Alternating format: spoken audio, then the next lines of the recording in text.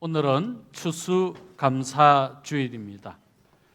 우리의 모든 날들, 모든 시간이 하나님 앞에 감사할 제목이 되는 이 고백이 1년, 특별히 맥추감사주일과 추수감사주일을 통해서 우리의 감사의 고백 있는 예배로 하나님 앞에 올려 드려지게 되는 거죠. 맥추감사주일은 일반적으로 6개월 동안, 반년 동안에 하나님이 베풀어 주신 은혜에 감사하게 되는 그런 시점에 있다면, 추수감사주일은 한 해를 마무리하는 시점에 한 해를 시작하게 하시고 한 해 끝날까지 언제나 동일하시도록 우리와 함께 하시고 역사하시고 은혜 베푸신 그 하나님께 감사하는 의미가 담기는 그런 추수감사주일을 우리가 맞이한 것이죠. 우리 옆에 계신 분에게 이렇게 한번 인사하면 좋겠습니다. 감사합시다. 그리고 한 번 더 합니다. 감사합니다. 옆에 성도님이 존재함으로 나는 감사할 이유가 됩니다. 우리 모두가 한 몸이고 한 지체이기 때문에 우리 모두가 함께하지 않으면 안 되는 그런 공동체이기 때문에 우리 모두가 다 감사의 이유가 되는 거죠. 오늘 우리가 함께 읽었던 이 본문 한 절의 말씀이지만 아주 중요한 핵심적인 가르침이 있는데, 그것은 바로 하나님께서 기뻐하시는 삶의 태도가 무엇인가, 하나님이 기뻐하시는 마음의 상태는 도대체 무엇인가 라고 하는 중요한 교훈을 담고 있기 때문에 그렇습니다. 오늘 이 한 절의 본문 속에 담겨져 있는 하나님을 향한 우리의 믿음의 고백, 어떠해야 하는가, 우리가 세 가지로 함께 나누어 생각해 보면서 은혜 나눌 수 있기를 바랍니다. 먼저 첫 번째, 예수님이 우리의 마음을 주장하시는 왕이 되시도록 해야 된다라는 겁니다. 예수님께서 우리의 마음, 우리의 삶, 우리의 모든 인생을 주장하시도록 예수님이 우리의 왕이 되셔야 된다. 그러므로 이것이 바로 예수님의 평강, 감사로 완성되는 것이다. 여러분, 우리는 오늘 본문 한 절의 말씀을 읽었는데 이 말씀 가운데 세 단락으로 구분해 볼 수 있는데요, 그 중에 첫 번째 단락이 무엇입니까? 그리스도의 평강이 너희 마음을 주장하게 하라는 말씀이에요. 여러분, 여기 주장하게 하라고 하는 말씀은 결정하게 하라. 다시 말하면 심판이 심판으로 최종 결정하는 심판자가 되는 것 같이 그리스도의 평강이라 그랬습니다. 이 말은 하나님께서 예수님 안에서 주신 선물이 평강이다, 그 말이에요. 그러므로 예수 그리스도 안에서 평강을 누리는 이 일을 위해 우리는 어떻게 해야 한다고는 말씀입니까? 예수님이 내 삶, 내 마음을 주장하는 결정권자가 되게 해야 된다. 이것이 우리가 평안을 누리는 길이라는 거죠.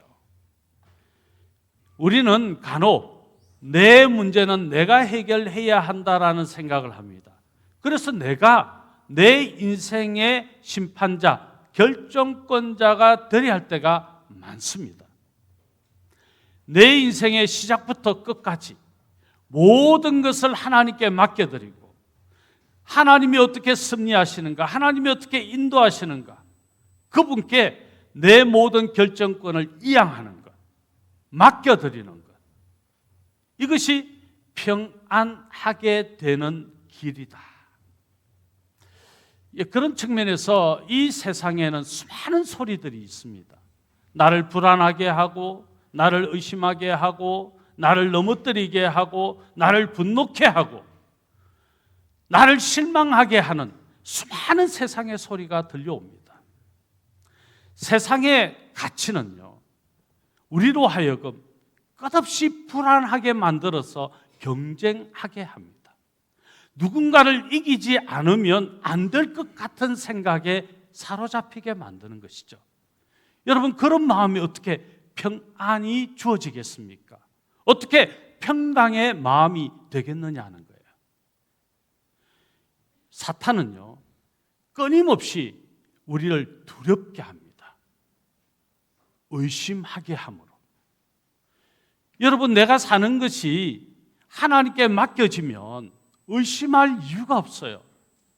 의심하지 않아요. 내 삶을 하나님께 맡기지 않으니까 끝없이 내 인생이 의심이 되는 거예요. 그러니까 두려워지는 것이죠. 두려움이 오면 여러분 어떻게 됩니까? 평강이 깨어지는 거예요. 이건 사탄이 주는 거예요. 그리스도인은 오직 내 안에 그리스도의 평강이 있다, 이 믿음의 고백을 선언하는 사람들이에요. 그러면 그리스도가 누구이십니까? 그분은 어떤 분이십니까? 골로새서 1장 18절의 말씀, 우리 다 같이 한번 이 말씀 읽겠습니다. 그 평강이 골로새서 1장 18절.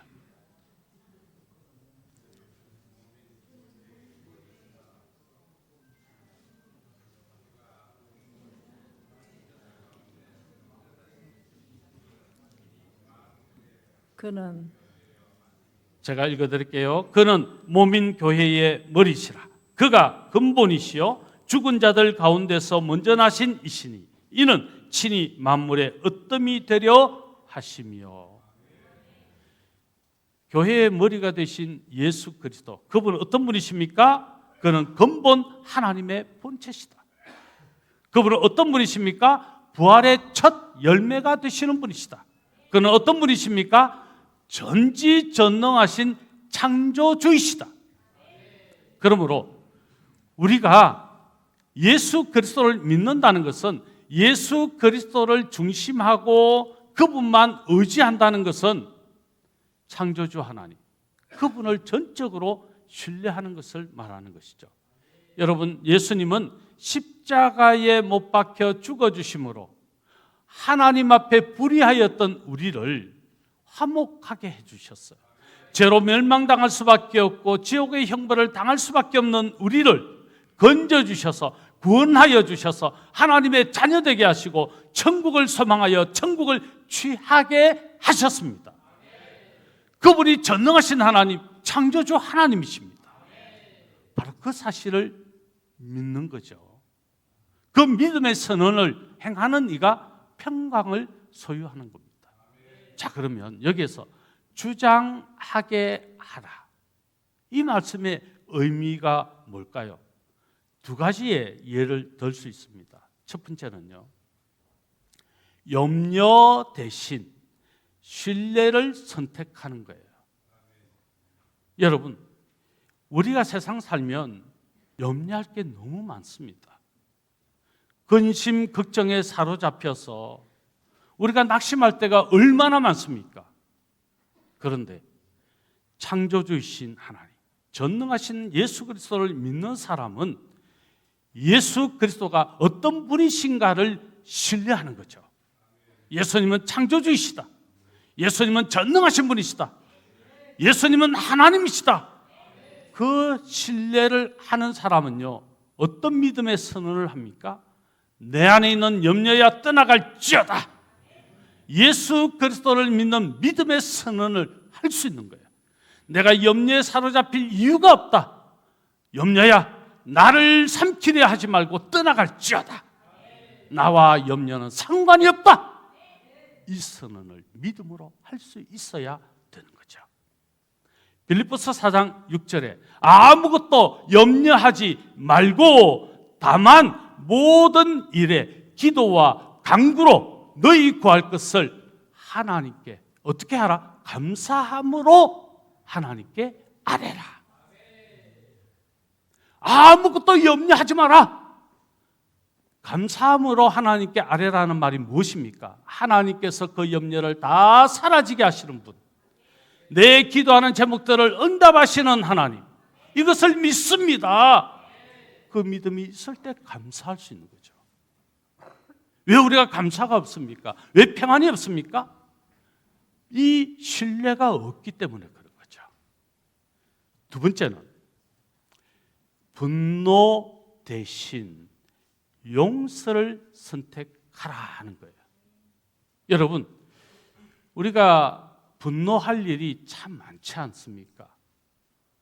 간혹 우리 성도님들도 이런저런 이야기를 하다가 감정 상하는 일이 딱 생기면 어떻게 반응하죠? 예, 그분이 나이가 많든 적든, 그분이 남자이건 여자이건, 그분이 직분이 어떻든 저떻든 그게 전혀 중요하지 않아요. 감정이 상하면 그냥 분노합니다. 평강이 없기 때문에 그래요. 감사가 없기 때문에 그래요. 용서의 하나님을 모르기 때문에 그런 거예요. 여러분, 우리는 죽을 수밖에 없는 존재였어요. 멸망당할 수밖에 없는 존재였어요. 그런데 예수님이 하나님이신 그분이 인간의 몸을 입으시고 이 땅에 오셔서 우리를 대신해 십자가를 지셨어요. 그 십자가를 지시기까지 수많은 모멸과 수치, 조롱을 당하시면서까지 침뱉음을 당하시고 매를 맞으시고 채찍에 살까지 찢기시면서 십자가의 그 부끄러움을 친히 담당하시고 물과 피를 아낌없이 우리의 모든 허물과 죄악을 용서해 주시려고 쏟아 부어 주신 긍휼의 하나님, 사랑의 하나님, 그 주님의 용서를 진짜로 믿는다면 여러분, 어떤 경우에도 용서하지 못할 이유 있을까요? 시편 37편 8절에서 그래서 분을 그치고 노를 버리며 불평하지 말라. 왜 그렇게 말합니까? 오히려 악을 만들 뿌리기 때문에 그런 거예요. 여러분, 우리가 믿음을 가지고 정말 하나님의 용서를 경험했다고 하면서도 성도들이 좀 감정 상하는 말을 하고 좀 내 의견과 다른 말을 한다고 해서 벌떡 화를 내고 그래서 마치 싸워서 그래서 마치 이겨야 내 분이 풀릴 것 같은 생각을 한다면 그에게는 평강이 없는 거예요. 예수님이 안 계신 거예요. 예수님이 주장하는 삶이 아니라는 거죠.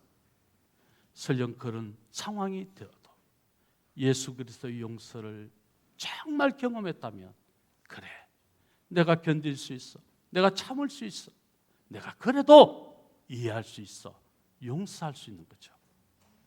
그게 예수 그리스도의 평강이 주장하는 마음이라는 거예요. 자, 이 시간 이후로 화를 내면 저한테 고발하시면 징계하겠습니다. 화내지 마세요. 화내지 마세요.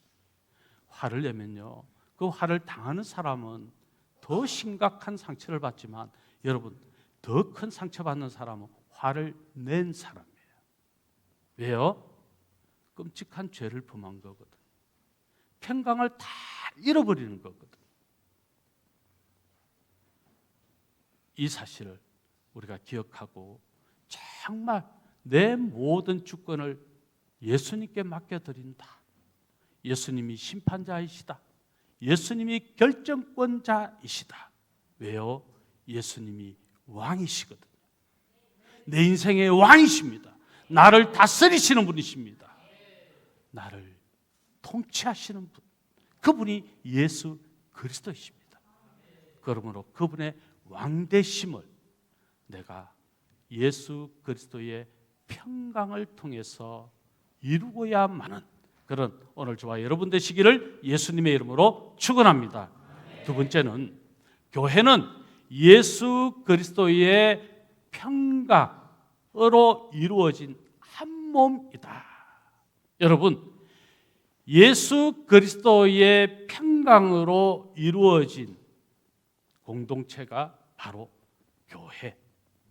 그 교회의 본 모습은 한 몸이다라는 거예요.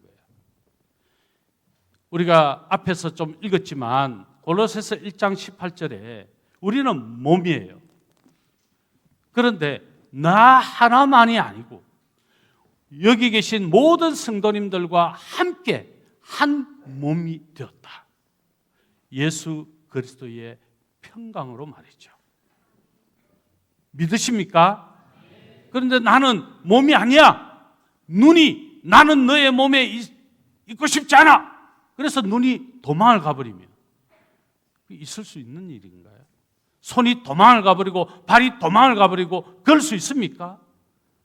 만약 떨어지는 그 순간에 생명력을 잃어버리고 썩어버리는 거예요.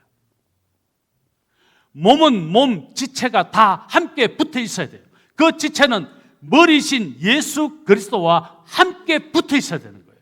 떨어지면 썩어서 냄새를 풍기고 썩어서 아무 의미 없는 그런 존재가 되고 마는 거죠. 우리가 그리스도 안에 한 몸이다. 어떻게 해요? 그리스도 예수의 평강으로. 그래서 힘써 우리는 이 평강을 지키고 이루어 나가야 되는 거죠. 에베소서 4장 3절의 말씀 우리 다 같이 한번 읽겠습니다. 평안에 매는 줄로 성령이 하나 되게 하신 것을 힘써 지켜라. 어떻게 지키라고 말합니까? 힘써 지켜라. 내가 할 수 없을 것 같은 그때에도 여전히 그것을 지키고야 마는 삶이 되어야 된다. 그게 그리스도 예수의 마음을 가진 평강. 이 평강이 소유된 성도의 모습이라는 거죠. 여러분, 우리는 이 평안에 매는 줄로 성령이 어떻게 해요? 우리에게 하나 되게 하셨다. 이 사실을 믿고 힘써 그 하나됨을 지켜야 될 책임이 있다. 의무가 있다. 사명이 있다는 거예요. 그런데 이 하나됨을 깨트리는 게 뭡니까? 분열하게 하는 게 뭡니까? 시기와 질투와 미움과 내 욕심과 이기적인 내 생각. 참 우리가 자아를 죽여야 된다고 하면서 자아를 못 죽이는 경우가 너무 많아요. 끊임없이 나는 내가 죽고 싶다고 이야기하면서 결정적인 순간에 뭐라고 그러는지 압니까? 그런데 나는 내 자아를 죽이지 못해요. 말이 됩니까? 자아를 죽여야 된다고 이야기하면서 나는 내 자아를 죽일 수 없어요. 그게 말이 됩니까? 말이 안 되는 거죠. 예수 그리스도를 따르려면 자기를 부인하고 자기 십자가를 지고 따라야 되는 거예요. 내 자아는 없고 나는 죽고 내 안에 그리스도만 사신다. 이 사실을 살아내는 게 그게 진정한 평강을 소유한 사람의 모습이거든요. 그게 교회 공동체 일원의 모습이어야 된다는 거예요. 그런데 미워하고 시기하고 질투하고 끊임없이 분열하고 다투면 그게 어떻게 그리스도의 평강이 그에게 소유된 것이라고 말할 수 있습니까? 이해하고 용서하고 끝까지 사랑하고 끝까지 그를 넉넉히 품어줄 수 있는 것. 그게 평강의 마음이에요. 그게 교회의 모습이라는 거죠. 하나됨을 힘써 지키는 것이라는 거죠. 우리 모든 성도님들이 이런 우리 광안주한교회 공동체가 될 수 있도록 함께 힘쓸 수 있기를 예수님의 이름으로 축복합니다. 그렇습니다. 우리가 이것은 감사를 통해서 가능해요. 감사하는 사람은 언제나 이롭게 합니다. 유익하게 합니다. 향기롭습니다. 하나 되게 하는 일에 주역이 됩니다. 그런데 여러분, 분열하게 하는 사람의 특징은요, 불평합니다. 원망합니다. 그런데 불평과 원망을 할 때는요, 분명히 의미가 있어요. 말하는 거 들어보면 맞아요. 그런 것 같아요. 정말 그때는 불평할 수밖에 없겠지, 원망할 수밖에 없겠지라는 생각이 들도록 설득력이 탁월해요. 불평하는 사람들의 특징이에요. 그런데 여러분, 속지 마세요. 어떤 경우에도 불평하고 원망하는 것은 사탄이 주는 거예요. 찰스 스펄전 목사님이 이런 말을 했습니다. 별빛을 보고 감사하는 사람은 하나님께서 달빛을 주신다. 그래서 달빛을 보고 감사하는 사람은 하나님께서 햇빛을 주신다. 햇빛을 주신 것에 감사하는 사람은 주님의 영원히 지지 않는 은혜의 빛을 주신다. 여러분, 사소한 것부터, 미미하다고 여겨지는 것부터 감사할 줄 아는 사람이 큰 감사도 할 수 있어요. 처음부터 큰 감사가 되는 게 아니에요. 사소한 것부터 불평하고 원망하는 사람들은요, 감사할 수가 없어요. 그래서 우리는 언제나 감사로 한 몸 공동체, 교회를 지켜야 된다는 거죠. 이런 재밌는 외국 속담도 하나 있습니다. 행복은 감사의 문으로 들어와서 불평의 문으로 나간다. 여러분, 행복을 잡으려고 하면 어떻게 해야 된다는 겁니까? 감사하는 사람이 되어야 된다는 거예요. 그런데 불평하는 그 순간에 행복을 누리고 있다가도 그 행복이 불평의 문으로 나가버리는 거예요. 불행한 사람이 되는 거죠. 여러분, 감사 쪽입니까? 불평하는 쪽입니까? 우리는 어느 쪽에 서 있습니까? 그런 측면에서 감사가 평화를 이루고 그 평화를 이룬 교회 공동체가 진정한 한 몸 공동체다. 오늘 학습을 받고 입교를 하시고 또 세례를 받으신 우리 성도님들, 이제 우리 광안중앙교회의 한 권속이 되어졌다 하는 중요한 예식이에요. 이제 우리 모두가 다 하나다, 한 몸이다. 그래서 누군가가 아프면 나도 아파야 돼. 누군가가 즐겁고 좋으면 나도 즐겁고 나도 좋아야 돼요. 그런데 남이 좋은 일을 만나면 괜히 배가 아프네. 신속하게 우리 교회를 떠나시기 바랍니다. 한 몸 아니에요.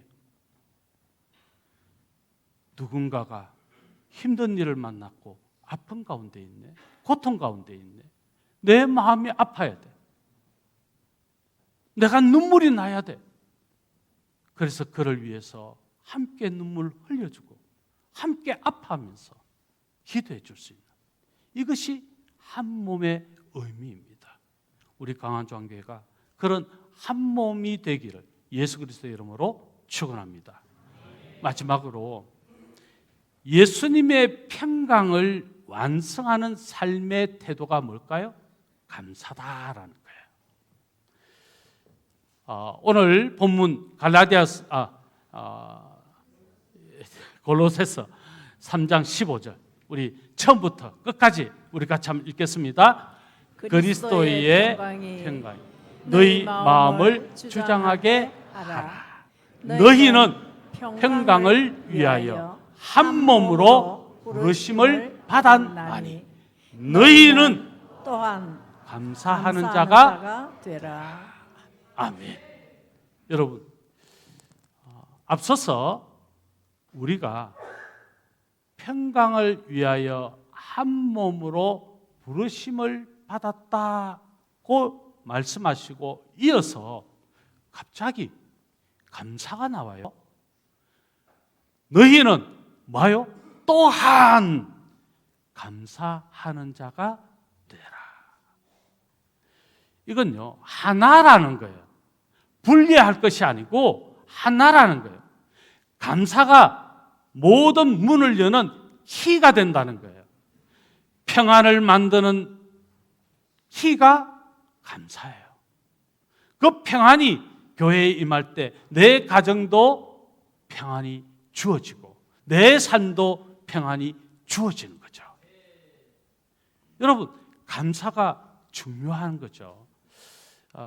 이런 재미있는 이야기가 하나 있는데요. 장미꽃 이야기입니다. 이 장미꽃이 하나님께 막 불평했습니다. 하나님, 왜 저의 줄기에는 가시를 돋게 하셨습니까? 사람들이 지나가도 갔다가 내 아름다운 꽃을 보고 다가오는데 이 꽃의 향기를 맡으려 하다가 가시에 찔려서 몸서리치며 도망가지 않습니까? 지나가는 짐승들이 나의 아름다운 자태를 보고 찾아왔는데 또 가시를 보고 인상을 쓰고 찌푸리며 도망가지 않습니까? 왜 제게 가시를 주셨습니까? 그때 하나님 뭐라 그랬게요? 나는 너에게 가시를 준 적이 없단다. 너는 본디 가시 나무였는데 내가 너에게 장미꽃을 준 거란다. 여러분, 우리는요, 내 속에 있는 가시만 불평할 때가 많아요. 내가 고난을 당하면 그 고난 때문에 불평할 때가 많아요. 왜 내게만 이런 고난이 있냐고 원망할 때가 많아요. 근데 여러분 아십니까? 그 가시를 내 몸에 담아서 그 가시 때문에 나는 더 아름다운 꽃을 피울 수 있는 거죠. 뿐만 아니라 그 가시 때문에 내가 보호되어지는 거예요. 여러분, 만약에 장미꽃에 가시가 없었다면 사람들이 지나가다가 수시로 목을 탁 꺾어서 아름다운 꽃을 더 피우지 못하게 만들 것입니다. 짐승들이 향기를 맡고 아름다운 꽃을 찾아서 장미꽃 앞에 서서 가시가 없었다면 입으로 그 꽃을 깨물어 떨어뜨리고 말 겁니다. 가시 때문에 나는 더 단단해지고 그 가시 때문에 내가 보호받는 거죠. 우리는 어떻게 생각하느냐, 무엇을 보고 내가 무엇을 기준으로 내가 어떤 일들을 생각하고 판단하느냐, 이건 참 중요한 겁니다. 불평의 시각이냐 감사의 시각이냐, 이게 정말 중요하다는 것이죠. 불평의 시각은요, 이런 거예요. 왜 나에게는 이런 것이 없어? 나는 왜 이게 채워지지 않았어? 남들에게 있는데 나는 왜 없어? 라고 하면서 자신에게 없는 결핍을 봅니다. 가시만 보는 사람은 늘 불평할 수밖에 없다는 거죠. 그러나 감사의 시각을 가지면 여러분, 내게 있는 것, 이것이 하나님의 은혜였군요. 이것이 하나님의 선물이었군요. 어떻게 내게 이런 것을 주셨습니까? 내게 있는 것을 보는 사람은 감사할 수밖에 없어요. 가만히 보세요. 불평하는 사람은요, 늘 없는 거 이야기해요.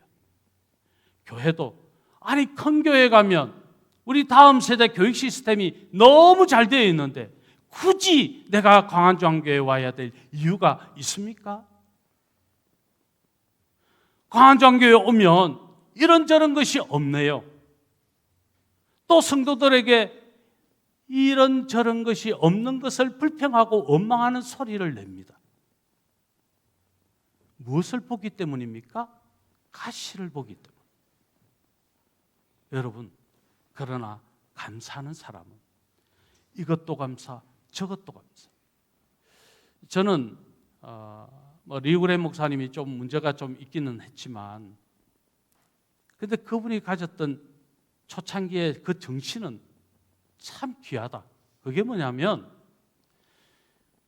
교회에서 이게 있었으면 좋겠어요, 저게 있었으면 좋겠어요, 이게 만들어졌으면 좋겠어요, 이것을 했으면 좋겠어요 라고 이야기하면 기도해 보세요. 그리고 찾아오세요. 그리고 기도하고 찾아오면 설명을 할 때 그럼 누가 맡으면 좋겠습니까? 예, 그것을 느낀 당신이 그 일을 하십시오. 그게 하나님이 성도님에게 주신 은사입니다. 해서 세들백 교회가 수많은 사역들이 만들어진 거예요. 여러분, 만약에 이게 없고 저게 없는 것 같아서 불평하는 마음이 생기면요, 그 일을 성령께서 그 생각이 드는 사람이 하라는 거예요. 왜 다른 사람이 하지 않는 거 불평해요? 감사로 사는 사람은요, 그 일을 내가 하려고 하는 거예요. 그런 불평이 있을 수 있을까요? 원망이 있을 수 있을까요? 아니요. 다 감사해요. 그래서 내가 설령 그 일을 맡게 되면, 내가 이 귀한 사역을 맡게 되었으니 하나님 감사합니다.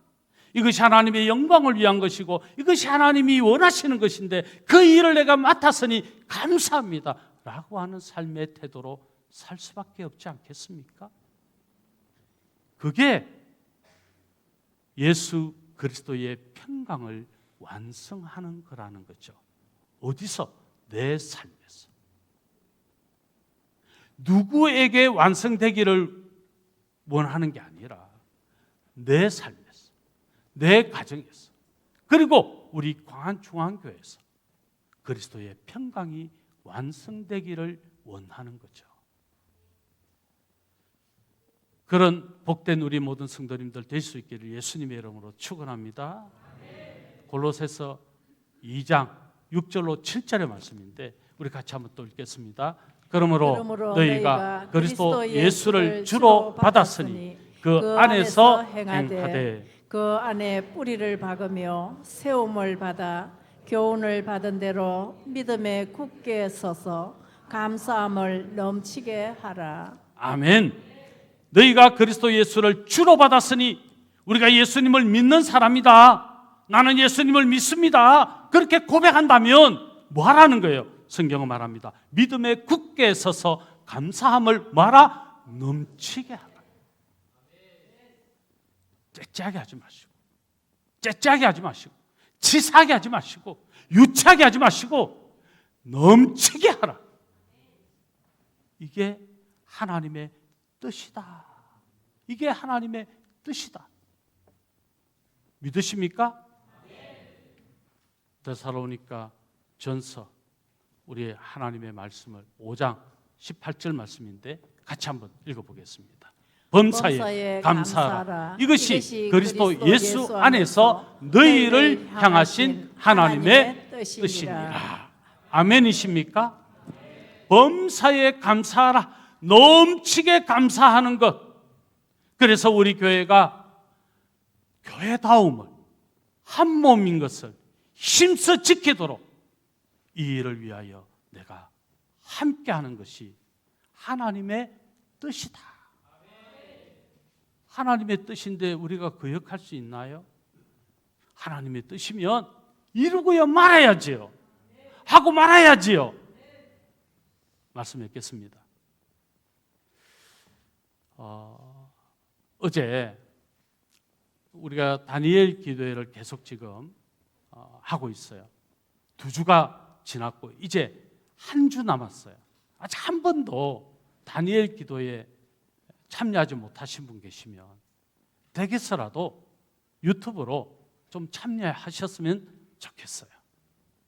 이왕이면 교회에 나와서 한 몸이라는 것을 이루면서, 여러분 우리 기간별 찬양 축제를 하는데 여기에 나는 바빠, 나는 노래 못해, 나는 안 돼, 그건 한 몸 지체에서 떨어지려고 하는 거예요.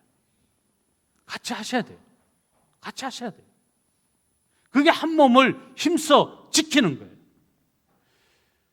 다니엘 기도에도 이렇게 함께 기도를 뜨겁게 하면 그게 얼마나 감사하고 얼마나 기쁜지 몰라요.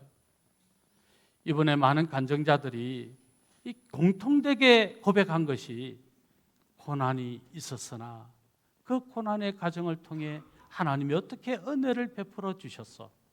저는 지금 감사하며 삽니다. 이게 중요한 흐름이고 테마예요. 어제 시각장애인이면서 바이올리니스트인 김지선 씨가 간증을 했어요. 그런데 저는 이 김지선 씨가 자기가 시각장애를 가짐으로 해서 고통받았던 그 고난에 대한 이야기를 좀 할 줄 알았어요. 그런데 여러분, 참여하신 분들 아시죠? 시각장애인으로서 내가 어려움을 겪었던 그 고난의 이야기는 한마디도 안 했어요. 오히려 내가 부족하고 내가 연약하다는 것을 끊임없이 자각하고 그때마다 하나님께서 은혜 베풀어 주셨던 것을 떠올리면서 하나님 감사합니다 라고 하는 결론을 냈어요.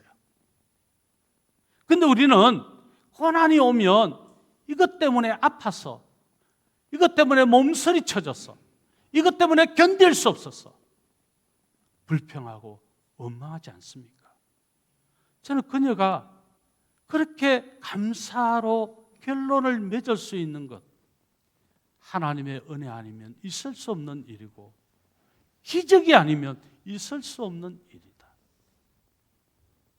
시각장애인으로 태어났지만 그가 하나님 예수 그리스도를 나의 주로 왕으로 고백한 이후 그녀의 삶은 언제나 하나님께 집중되어졌고 그녀가 미국에 유학까지 할 수 있는, 그래서 그녀가 하나님 앞에 영광 돌릴 수 있는 복음 전하는 자의 사명을 감당하는 것이 그의 기쁨이고 감사의 조건이라고 고백하는 것에 얼마나 감동했는지 모릅니다.